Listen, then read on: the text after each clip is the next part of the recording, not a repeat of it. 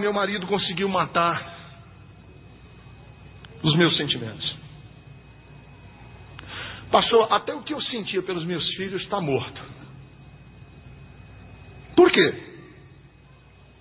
Não, porque meu marido foi um crápula, um sujeito imundo, foi um sujeito odioso. E olha, hoje eu sou uma pessoa de pedra. Aí eu falo assim: você acha certo que uma pessoa odiosa, ruim, seja dona dos seus sentimentos? Porque é isso que você está dizendo. Você está dizendo que você reage à vida movido por aquilo que ele fez por você. Quer ver outro exemplo? Eu ando muito frio na minha relação com Deus. Mas por quê? Porque meu noivo era crente e ele me decepcionou demais. E o que tem a ver Deus com teu noivo, que não valia nada?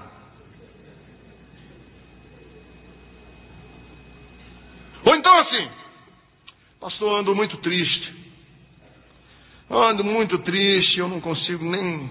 eu venho aqui na Bethesda, mas assim, eu não consigo nem olhar para você direito. Mas por quê? Não, porque eu tive um pastor lá não sei aonde que ele abusou de mim. Aí eu, quando olho para você, eu me lembro dele. Eu digo: por favor, eu não.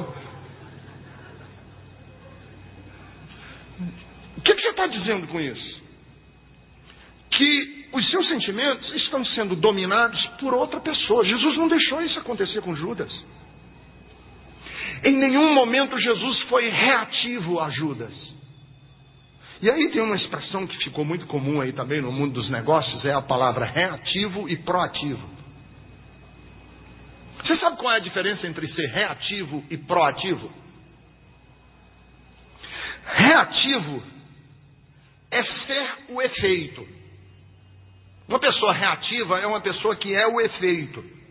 É o que recebe, é o que está debaixo do controle de coisas e de pessoas. E você só age reagindo. O outro tem que lhe cutucar. E as suas ações foram cutucadas alheias. Você é reativo. Proativo é ser a causa. Proativo é aquele que se antecipa à ação. Ou que age com independência daquilo que o outro provocou. As minhas ações são independentes da sua provocação. Isso é ser proativo, é estar no controle, é ser o criador de novas situações e não andar a reboque do outro. Isso é ser proativo. E Jesus é proativo com Judas, porque Judas o trai com um beijo e Jesus podia ter dado um tapa na cara dele e dizer: seu falso hipócrita. Não, ele é eterno. E ele age com ternura. Segundo, se você quer vencer as dificuldades que a vida apresenta, em momento algum, faça como Jesus, que em momento algum se deixou sugar pelas circunstâncias constrangedoras da vida. Quer dizer, Jesus não deixou que os outros determinassem os conteúdos da alma dele, e ele não se deixou sugar pelas circunstâncias que o rodeavam a ele. E isso tem a ver com Pedro, que foi ele, Lucas aqui, que era companheiro de Paulo.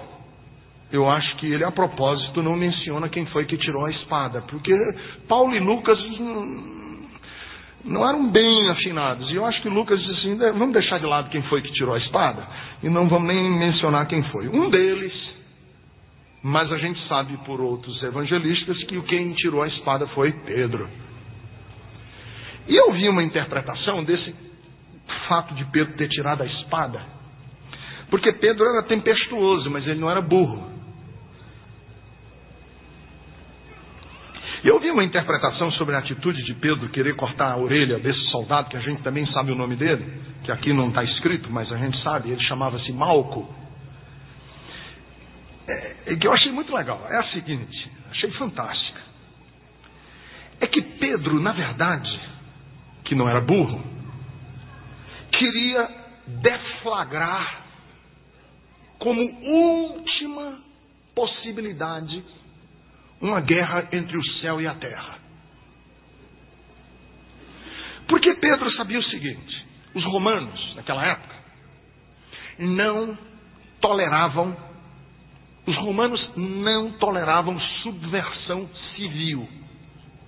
Os romanos eram muito lenientes com respeito à religião. Eles eram ecumênicos, os romanos. Muito ecumênicos. Eles aceitavam qualquer religião. Mas eles não... E aí, em nome da chamada Pax Romana, PAX em latim, paz, a Pax Romana, eles não permitiam nenhum tipo de desobediência civil, de subversão da ordem, de motim. Eles não aceitavam. E o que é que Pedro tenta fazer quando ele puxa a espada e ataca o soldado?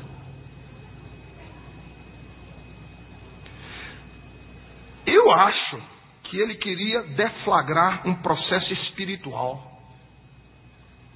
Porque se havia possibilidade de haver uma invasão celestial, era aquela. Porque na cabeça de um judeu só havia uma possibilidade de uma legião romana ser destruída. Só havia uma possibilidade de alguém ganhar de uma legião romana. Porque a legião romana naquela época era um batalhão de soldados, né? Existem discussões quantos soldados cabiam numa legião. Uns dizem que eram 100, outros dizem que eram mais de 100.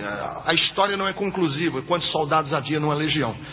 Mas a legião romana era a guarda de elite dos romanos. Ninguém conseguia nada contra ela.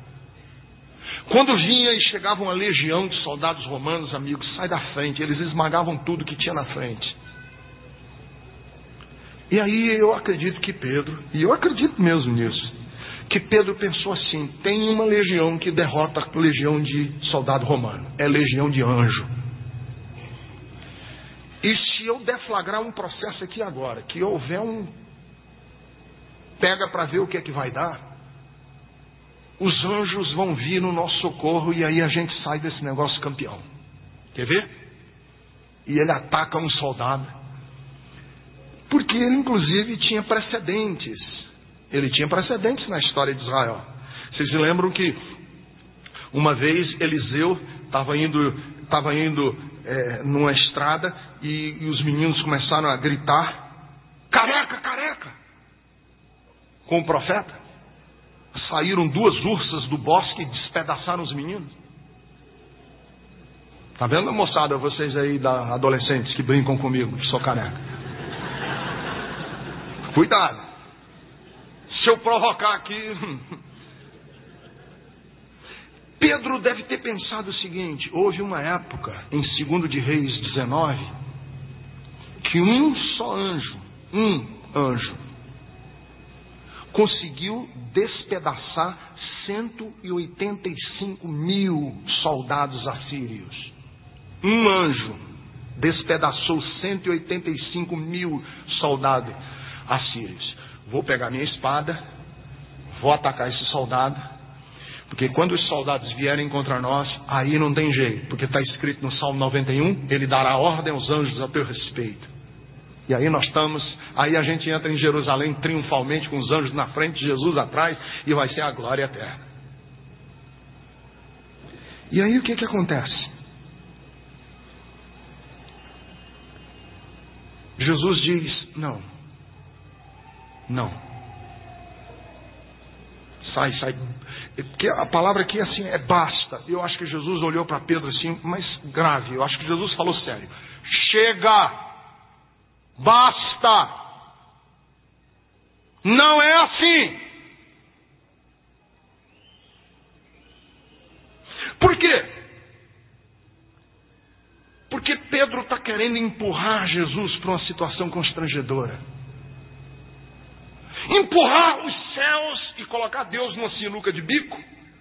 Agora eu quero ver se você não opera. Agora eu quero ver se você não chama anjo. Como é fácil apelar para Deus nas nossas questões humanas. Como é fácil provocar incidentes para a gente colocar Deus num beco sem saída.